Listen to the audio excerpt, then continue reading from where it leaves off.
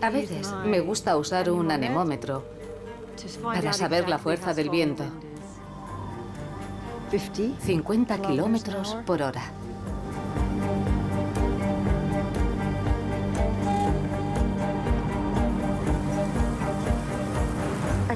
Se oye bien el ruido, pero lo que me gustaría captar es el movimiento de las ramas.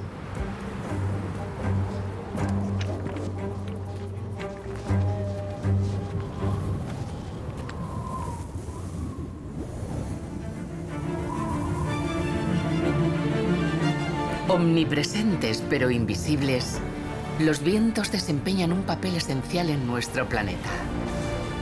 Tanto si barren océanos enteros o tan solo recorren unos pocos kilómetros de tierra, influyen en la vida y esculpen el paisaje.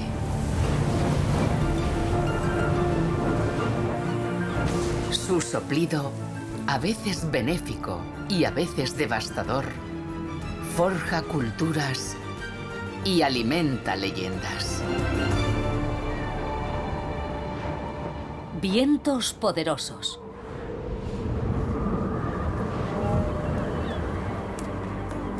En el sur de Francia, un viento del norte frío y seco es famoso por sus furiosas ráfagas.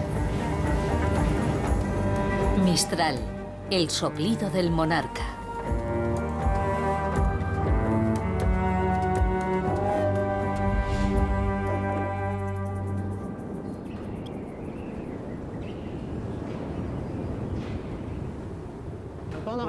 Potentes ráfagas de viento helado barren esta mañana el aeródromo de Pierrelat, en la región de Drôme. Cédric y Clara no tardarán en surcar los cielos. Esta zona está bastante bien, podemos parar.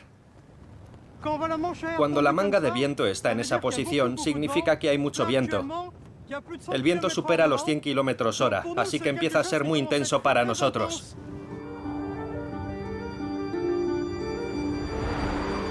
El Mistral se origina aquí, en el norte del Valle del Ródano.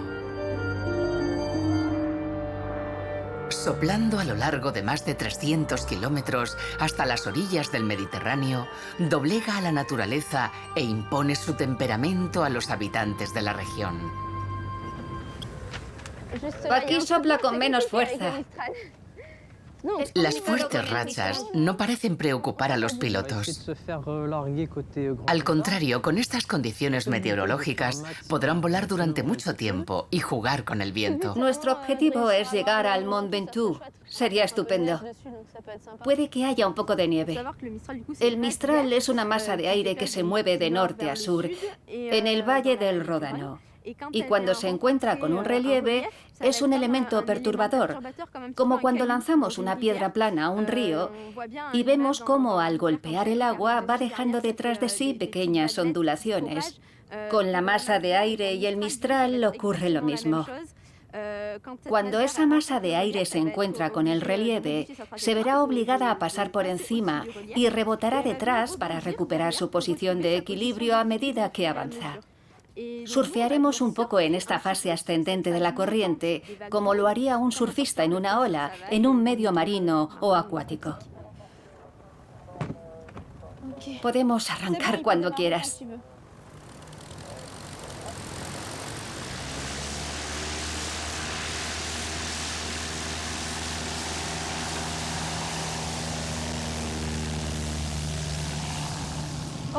Ya estamos en el aire. Esto se mueve. Es la masa de aire. Estamos a 350 metros y se sigue moviendo. Subiendo. Ya. Estamos subiendo lento pero seguro. Trataremos de ascender otros 300 metros y dirigirnos un poco más al este.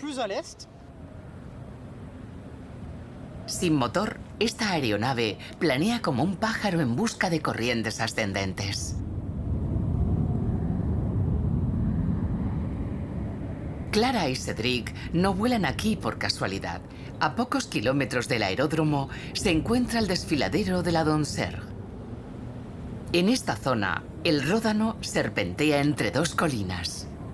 El Mistral se precipita por este estrecho barranco y acelera. Aquí es donde coge fuerza antes de barrer la Provenza.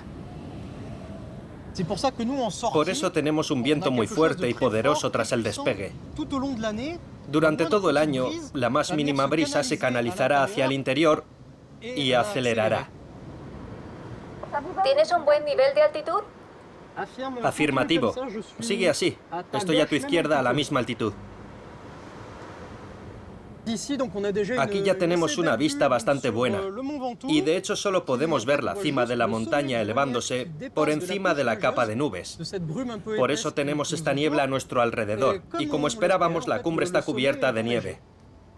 Ver el Mont Ventoux así, elevándose a través de la niebla, es increíble.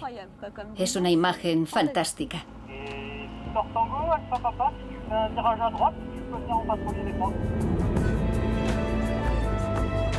A 1500 metros de altitud, pueden finalmente jugar con el Mistral.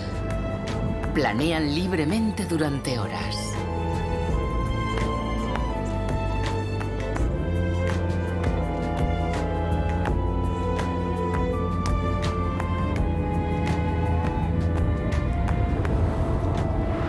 En la trayectoria del Mistral se interpone un obstáculo de gran magnitud.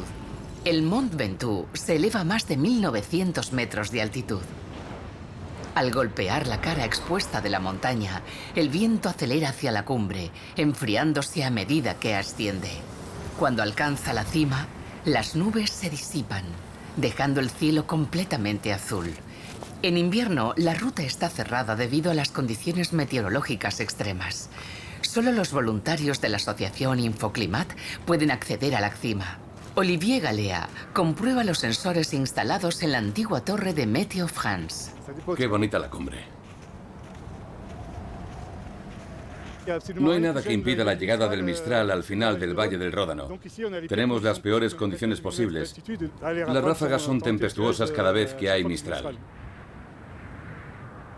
Tenemos los Alpes al este y el macizo central al oeste. La diferencia de presión entre el norte de Francia y el Golfo de Génova, el Mediterráneo, hace que el viento se precipite sobre el Valle del Ródano. Está encajonado entre las dos cadenas montañosas y entra a toda velocidad. El Ventoux es un pico encaramado en medio del valle. Aquí el Mistral es más fuerte e impone su ley. Cuando un anticiclón se aproxima al oeste de Francia, los flujos de aire polar atraviesan el país de norte a sur. En el norte del Valle del Ródano, estos vientos fríos generados por la alta presión del anticiclón se encuentran con las masas de aire caliente creadas por la baja presión del Golfo de Génova. Esta diferencia de temperatura y presión da lugar al Mistral. Canalizado entre las montañas de los Alpes y el macizo central, el viento acelera hacia el sur. Sopla a una velocidad media de 50 km por hora durante todo el año, pero sus rachas más violentas son más frecuentes en invierno y a principios de primavera. La niebla helada está formando una capa sobre los sensores. El acceso a la parte de arriba va a ser imposible. Comprobaremos desde el ordenador que los sensores meteorológicos remotos funcionan correctamente. El 2 de diciembre de 1956 registraron una ráfaga de Mistral de 245 km por hora. Las condiciones en altura son muy diferentes de las de abajo. Abajo puede haber 20 grados y aquí puede haber menos 5 grados con rachas de 130 km por hora, como hoy. Es esencial poder dar los datos de viento y temperatura en la cima del Ventoux en tiempo real. Los datos registrados nos permiten predecir la fuerza de las rachas que azotarán el sur de Provenza dentro de unas horas.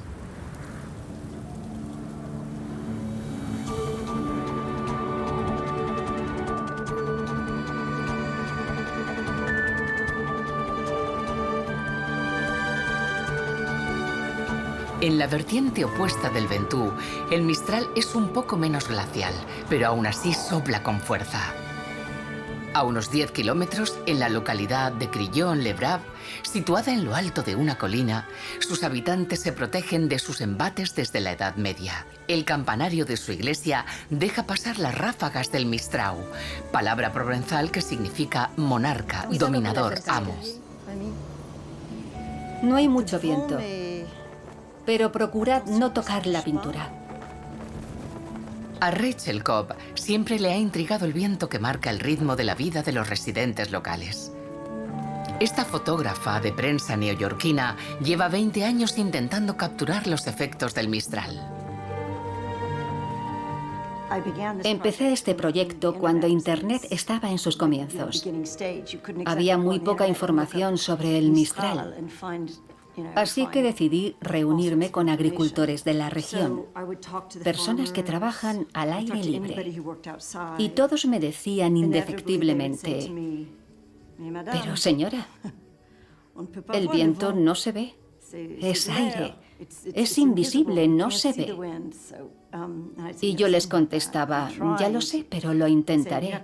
Y me respondían, en realidad lo que va a fotografiar son los efectos del viento. Efectivamente, pero la historia que quiero contar es la del Mistral. Ese personaje simboliza la Provenza.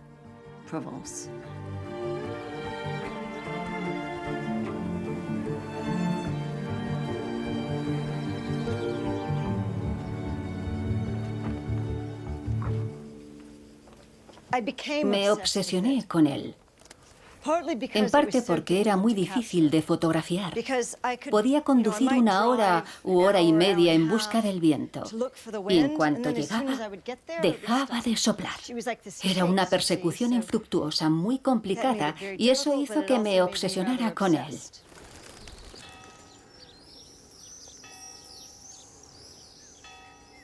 El Mistral se puede ver en todas partes, incluso en esta pared. Esos son los efectos del Mistral. Año tras año se va llevando trozos minúsculos de piedra.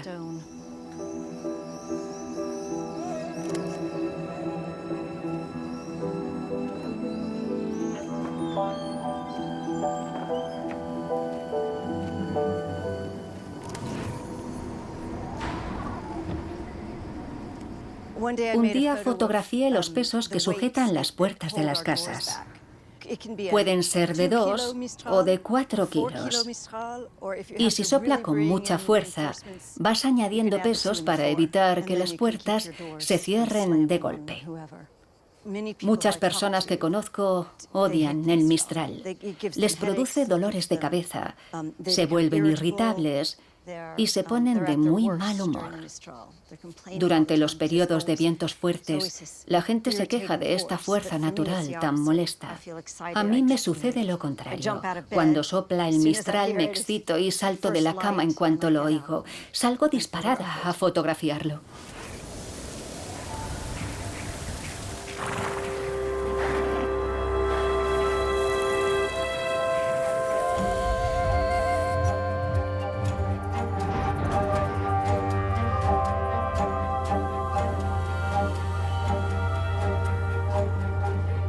Aquí es donde tomé la foto del cielo rojo. Una de las primeras cosas que aprendí sobre estos vientos es que si el cielo está rojo por la noche, al día siguiente llegará el Mistral.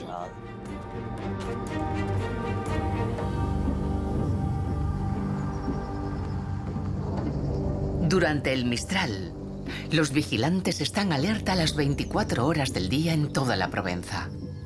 Estas personas gozan de una vista ininterrumpida de los grandes macizos forestales. Hay un posible conato de incendios. Confirmamos emplazamiento en cuanto sepamos las coordenadas exactas. Al primer atisbo de incendio, los bomberos acuden al lugar. Estamos atentos a la confirmación. Se han enviado los primeros dispositivos. Manténganse a la espera de nuevas noticias. Los vigías están en contacto permanente con el centro de operaciones de los bomberos. Antes de dar el aviso para que entren en acción, comprueban los modelos meteorológicos para conocer la fuerza y la dirección del viento en las zonas sensibles. ¿Prefieres dejarle el 13.000 a Renault y que te ponga a ti en alerta en Bouc-Belair? Estoy en la Ecotango 105. Voy a reunirme con el analista de incendios forestales. Recibido.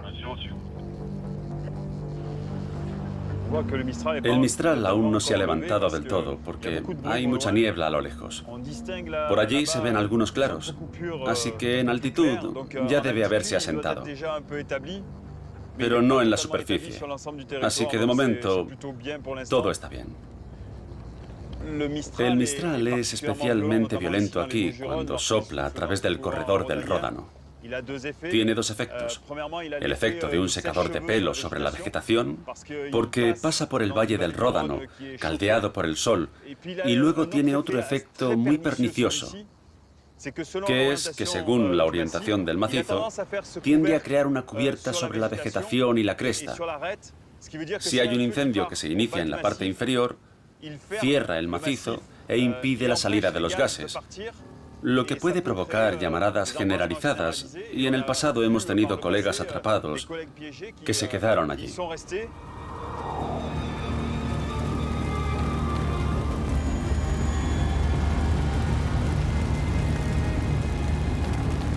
Una ráfaga de Mistral y una chispa bastan para incendiar cientos de hectáreas de matorral o de bosque. No lejos de la ciudad de Aviñón, un incendio se declara en el corazón de la Montañette, un pequeño macizo boscoso oxigenado por el viento, y las llamas son indomables.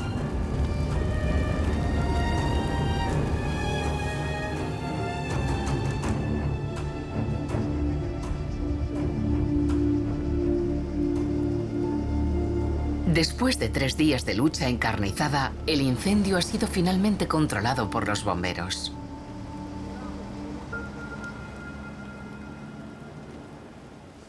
El Mistral sigue soplando. El incendio se ha sofocado, pero temen que pueda reavivarse. Día y noche ahogan hectáreas enteras de tierra aún humeante. Es un trabajo largo y duro.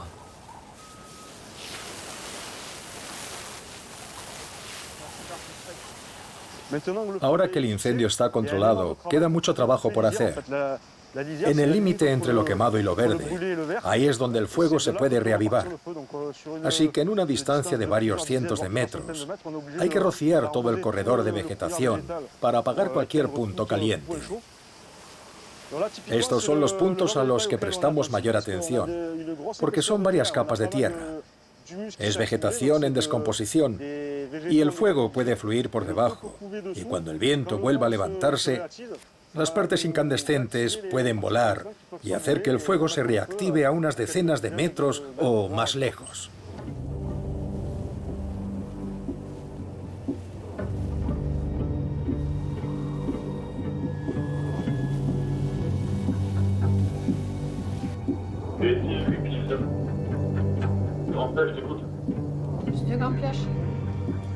El 90% de los incendios se originan por culpa del hombre, por accidentes y descuidos. Por eso nos comunicamos mucho, porque el Mistral acelera el fuego y una chispa puede iniciarlo. Contra eso luchamos. El macizo está seco, el Mistral sopla, pero si no hay chispa, no hay fuego.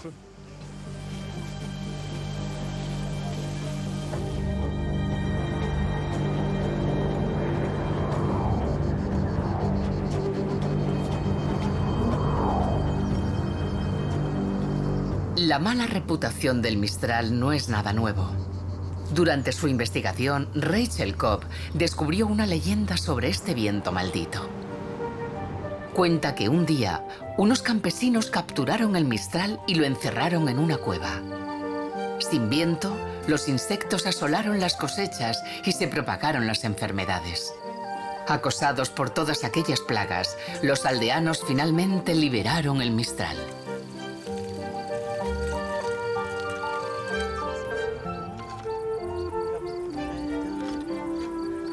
Hola, Piguet. ¿La meto en la nevera? La sandía siempre en la nevera. Ah, ¿sí? Se acerca a los agricultores de la región que conviven a diario con los efectos del Mistral. Gracias a ellos, ha podido inmortalizar al monarca de los vientos. ¿Os acordáis del cerezo? Claro que sí. Claro. Madre mía. Ahí lo tienes. Es verdad. El viento es así. Mueve la fruta en los árboles. ¿Y eso qué hace? Causa fricción y la fruta se pone fea y la gente no la quiere. Las peras, Dios mío. Y ahora todo eso se ha perdido. Es una pena porque... Y parece que todo de golpe. Sí, y cuando hace viento, cuando el viento es fuerte, pasa eso. ¿Y esto? Son las manos de tu marido. Tiene unas manos enormes. Aquí podemos ver que las cerezas están marcadas por el viento. Es decir, que el viento las ha marcado. No importa cuál sea la fruta en los árboles, ya sean melocotones, manzanas, lo que sea. La fricción los daña. Ya. A la fruta no le gusta el viento.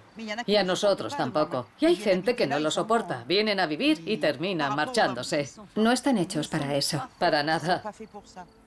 Ya. Pero nunca pensé que se podía fotografiar el Mistral. Es una faena para nosotros. Es bonito, pero es una faena.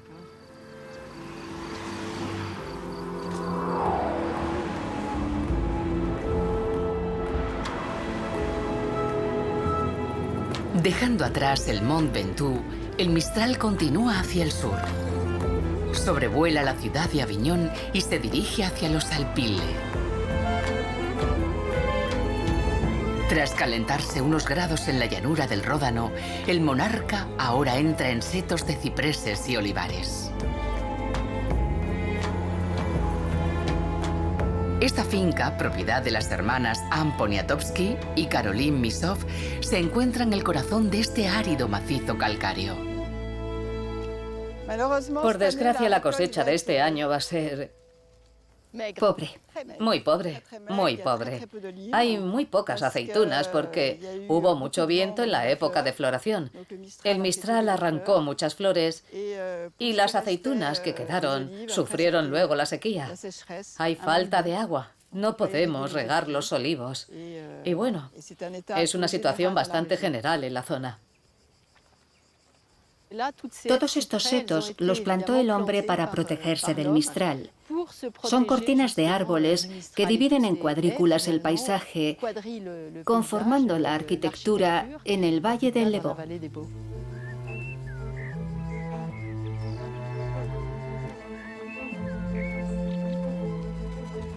Lu Mango Fango, el comebarro.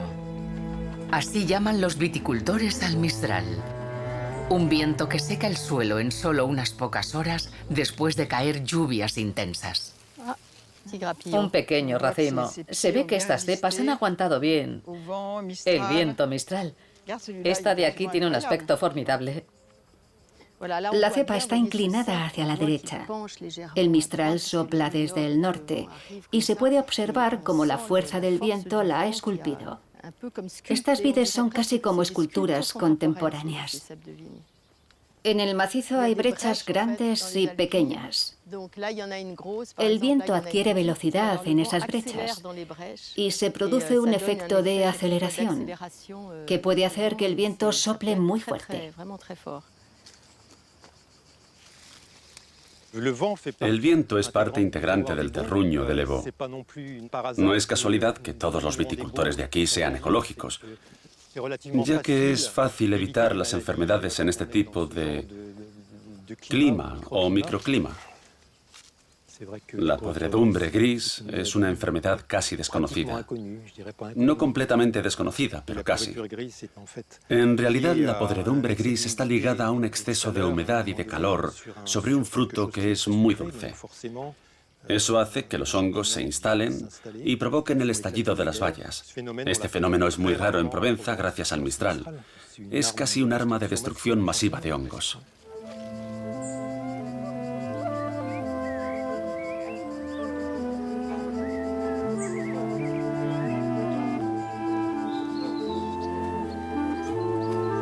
Destructor y benefactor, el Mistral es un maestro con doble rostro.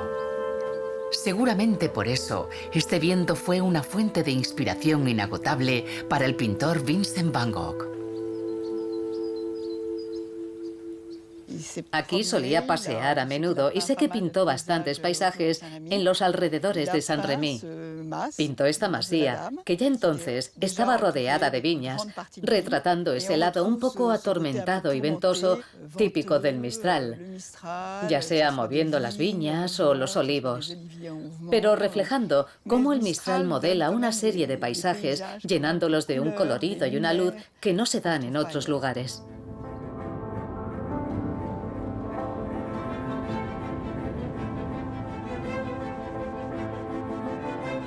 Durante su estancia en Provenza, el pintor hizo gala de una asombrosa exuberancia creativa. Hablando del Mistral, cuenta a su hermano Theo cómo algunos días tiene que fijar su caballete al suelo con estacas.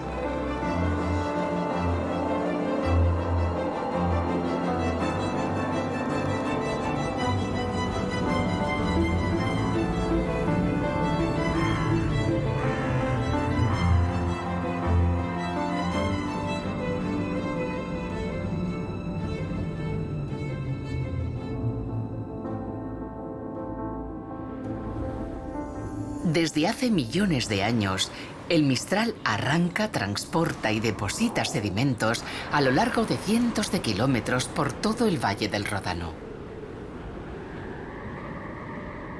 A su paso, estas partículas de arena eólica, compuestas de arenisca o cuarzo, erosionan los macizos calcáreos y esculpen corredores y valles.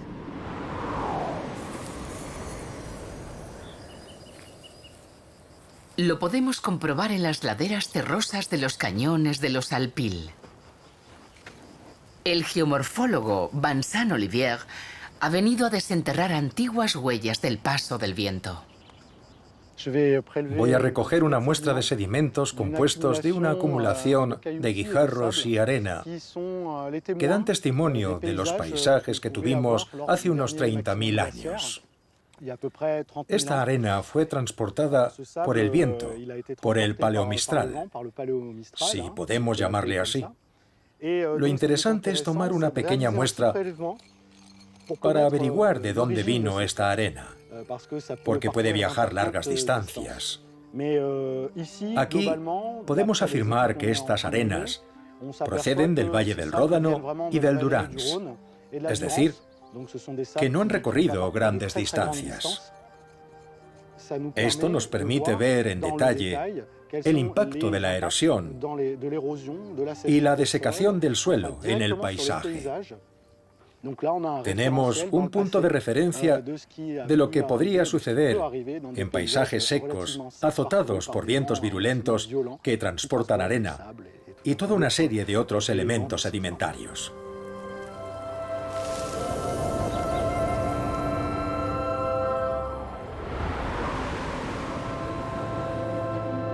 Tras soplar desde el norte a lo largo del Valle del Ródano, el Mistral prosigue su loca carrera hacia orillas del Mediterráneo. Liberado del relieve montañoso, su zona de influencia es ahora mucho más amplia. Sopla entre Montpellier y Tolón.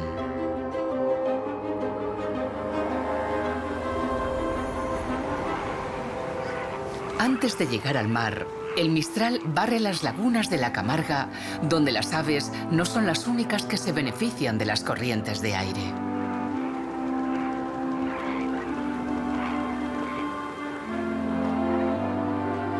Aquí, el hombre siempre ha utilizado su imaginación para aprovechar al máximo este viento del norte. Durante siglos, ha canalizado el agua del mar mediante un ingenioso laberinto de cuencas. Bajo la acción del sol y del viento, la evaporación del agua deja una fina capa de sal.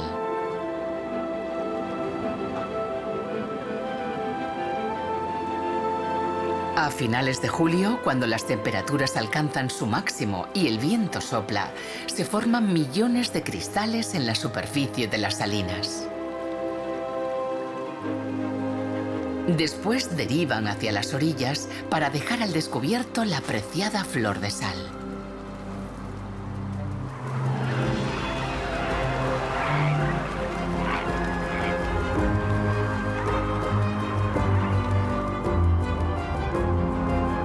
mismo tiempo, un poco más al este, justo por encima de Marsella, los seres humanos intentan también aprovechar al máximo el Mistral. Aferrado a un promontorio del pueblo, se alza un molino de viento del siglo XVIII. Guy Layet, el molinero, y su amigo Bernard Remusat se preparan para moler el trigo. Solo nos queda por desplegar una vela y ya podemos estar tranquilos por si el Mistral se levanta. Tiene pinta de que se va a levantar. ¿Tú crees? Me parece que tendremos tiempo de hacer una pasada antes del mediodía. Seremos prudentes. Dejaremos solo media vela. Así estaremos más tranquilos. No te olvides de pasarla por detrás. ¿Sí? ¿Qué tal ahí? No está mal. Si el Mistral se levanta, es mejor poner solo media vela. ¡Listo! Porque cuando sopla sobre la vela, hace girar el molino de viento a una velocidad impresionante. El Mistral podría llegar incluso a arrancar la caperuza del molino. Hay un barrio que se llama Moulin de Testà, que significa molino sin cabeza. Seguro que un golpe de Mistral arrancó la caperuza.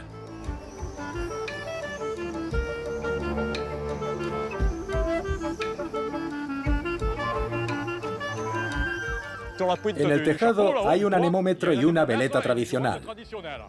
Pero cuando estoy dentro del molino, no puedo ver lo que pasa arriba. Así que miro este banderín que he instalado en el extremo de la caña, que me indica de dónde viene el viento. Asomo la cabeza y sé si el viento ha cambiado y de dónde viene. Ya está en marcha.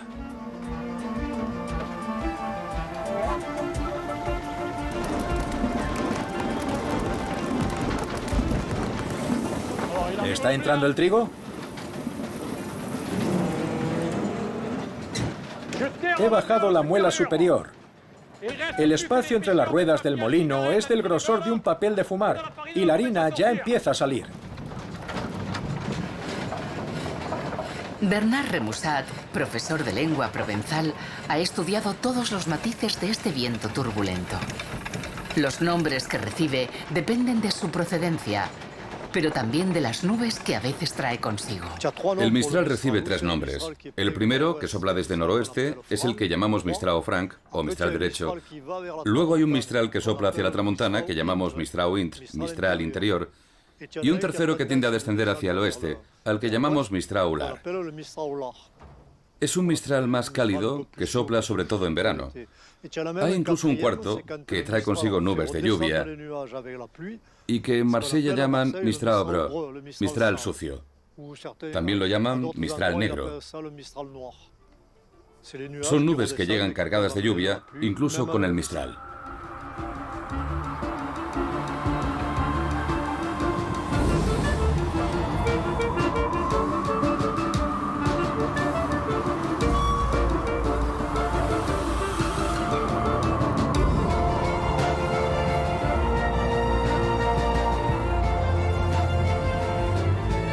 Desde la cima de la montaña Santa Victoria, el Mistral se precipita hacia el mar. Desciende por los acantilados y azota el matorral hasta la bahía de Marsella.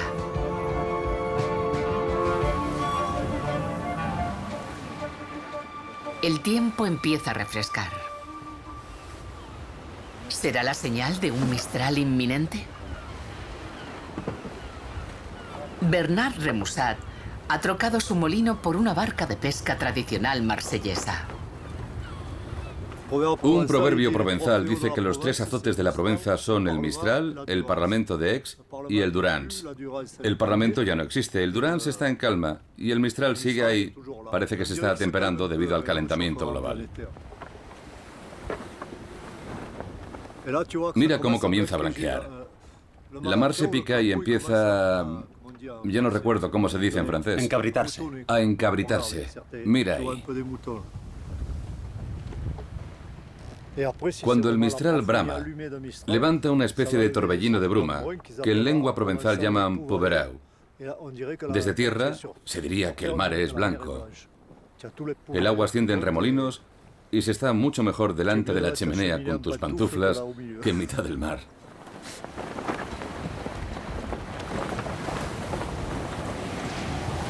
El viento se levanta y las olas comienzan a romper en la bahía. El puerto de Marsella está protegido del oleaje por sus diques, pero se ve azotado por vientos cuya turbulencia amplifica el relieve circundante. En medio de los cargueros y transbordadores, los amarradores se preparan para amarrar firmemente los barcos a los muelles. Con las fuertes rachas de viento, la situación puede tornarse peligrosa con suma rapidez. Cuando el Mistral sopla fuerte, tienes que estar más alerta. Son buques muy altos que reciben mucho el embate del viento. Hoy pasan más rápido de lo normal a la altura del puente, porque el paso es estrecho y es preferible evitar que les pille el viento. Aquí no existe margen de error.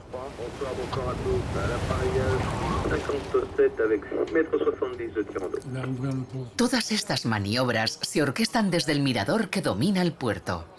En su interior, los responsables del tráfico marítimo están especialmente atentos a la evolución del tiempo. Un golpe de Mistral es un viento superior a 20-25 nudos, es decir, superior a unos 40 kilómetros por hora, velocidad que empieza a afectar a la maniobrabilidad de los barcos. Los vientos pueden llegar a ser mucho más intensos, sobrepasando incluso los 100 kilómetros por hora, lo que obliga a mantener los barcos atracados en el muelle. Es un viento cuyas rachas pueden cambiar súbitamente de dirección, lo que hace que sea difícil de anticipar, sobre todo para los pilotos, a la hora de maniobrar. Pueden entrar en el puerto con una determinada situación del viento y encontrarse con rachas mucho más fuertes al atracar.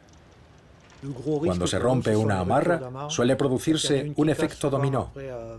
Eso nos obliga a reaccionar muy rápido, ya que, si no, corremos el riesgo de que un barco rompa todas sus amarras, como ocurrió con el accidente que tuvimos en 2012 con el Napoleón Bonaparte. Sufrió importantes daños. Hemos de tener una capacidad permanente de adaptación para evitar estos accidentes.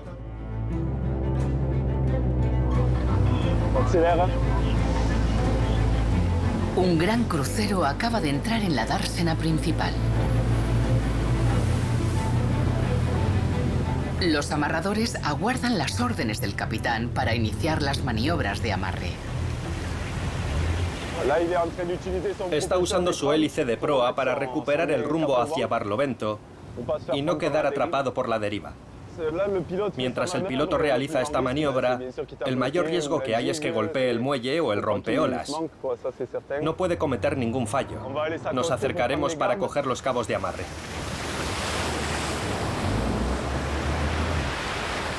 Ya lo tengo.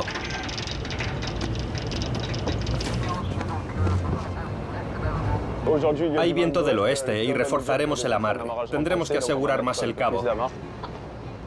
Nos ha lanzado la cuerda para que recuperemos la amarra. Y ahora el piloto avanzará para evitar que el barco recule. Ahí, muy bien.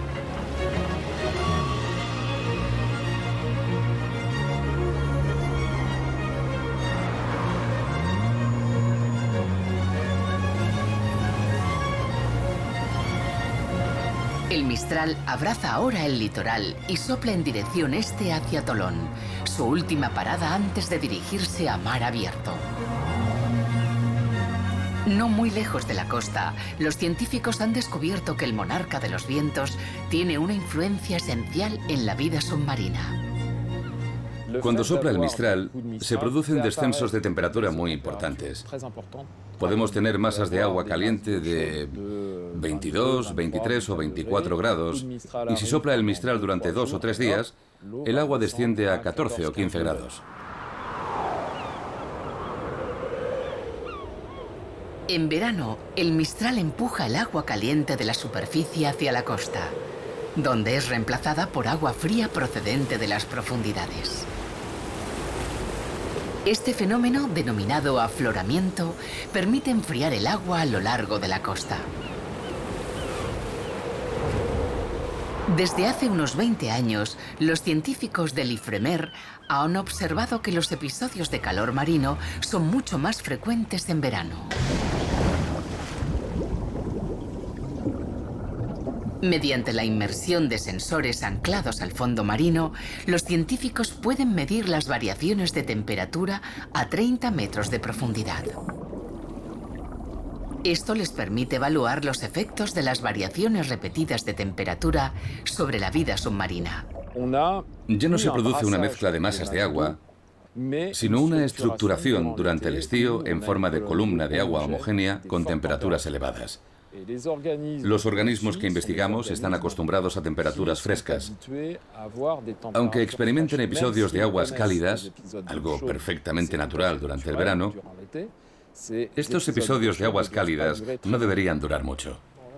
He estado revisando la zona. Hay una cima a unos 25 metros. Estas perturbaciones térmicas tienen un efecto devastador en algunos organismos, como las gorgonias o las esponjas. Esta es la cima de la roca y la caída desciende unos 40 metros de profundidad. Haré una inmersión de unos 50 minutos. De acuerdo.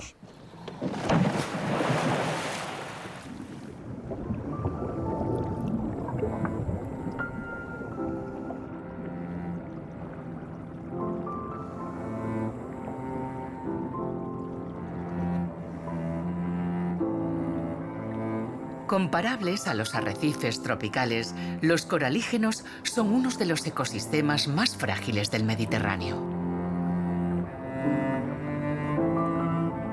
Formados por gorgonias y algas calcáreas, albergan multitud de especies de crustáceos y peces, como este cabracho.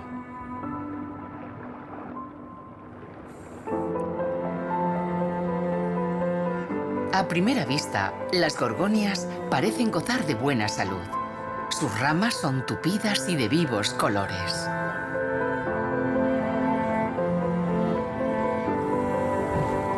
Pero un poco más adelante, el biólogo descubre una colonia de gorgonias en mal estado. Vamos a hacer un recuento de la mortalidad, porque, como se puede apreciar, han perdido el color. El recuento nos permitirá informar del porcentaje de gorgonias afectadas. Tras varios episodios de canícula marina prolongada, sus tejidos se necrosan y finalmente mueren.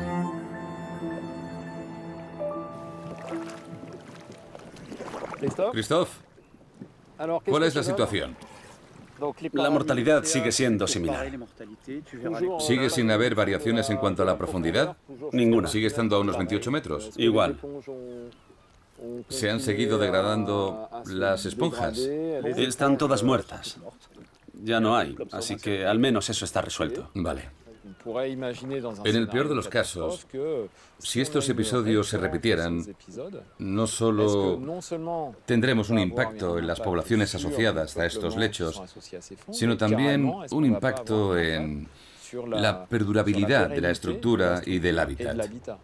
Es evidente que existe una fuerte correlación entre las olas de calor marinas que hemos observado en Provenza y la ausencia del Mistral.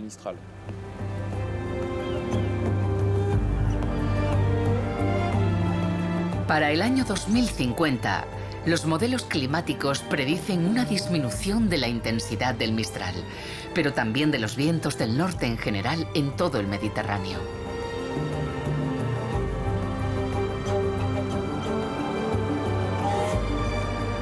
Tras arremolinarse en el Valle del Ródano, secar los viñedos de Provenza, erosionar los macizos calcáreos y levantar la espuma en los puertos de Marsella, el Mistral se aleja finalmente hacia Córcega, donde acaba cambiando de dirección y se queda sin fuelle.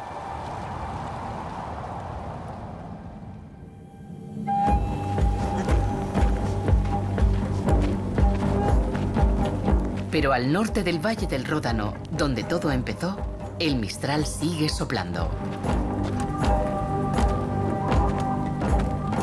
En la cima del Mont Ventoux, la fotógrafa Rachel Cobb se prepara una vez más para capturar al monarca de los vientos. El viento lo transforma todo. A veces estos cambios son muy rápidos e inmediatos y otras veces muy lentos. El viento moldea todo lo que toca a lo largo del tiempo, aunque uno no lo perciba de inmediato. Fotografiar el Mistral me ha permitido Pasar más tiempo en la naturaleza y aprender a observarla y captarla más íntimamente. Ahora comprendo mejor cómo esta fuerza natural influye en la vida cotidiana de las personas. Creo que seguiré fotografiando el viento, tal vez de una forma un poco menos obsesiva, pero nunca dejaré de hacerlo.